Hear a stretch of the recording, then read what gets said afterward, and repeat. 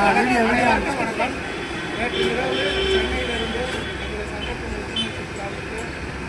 9:35 மணி ரயில் மாறுமாறாக இன்று திண்டுக்கல் வந்து திண்டுக்கல்லிருந்து உத்தமபாளையம் வந்து உத்தமபாளையம் வழக்கறிஞர் தியாகசாஸ்திரி சங்கத்தின் தலைவர் அழகேசன் மற்றும் உத்தமபாளையம் வழக்கறிஞர் சங்கத்தின் ராஜேந்திரன் அவர்களும் விடிய காலை 5 மணியிலிருந்து காலை அவருடைய மண்டபத்தில் தங்க வைத்து சிறு காலை வேலைகளை செய்து காலை உணவு உத்தமபாளையம் வழக்கறிஞர் சங்கத்தின் தலைவர் அழகேசன் அவர்களும் மற்றும் உத்தமபாளையம் வழக்கறிஞர் சங்கத்தின் செயலாளர் ராஜேந்திரன் அவர்களும் சங்கத்துடைய சிங்கப்பெண்களுக்கும் ஆண்கள் சிங்கப்பெண்களுக்கும்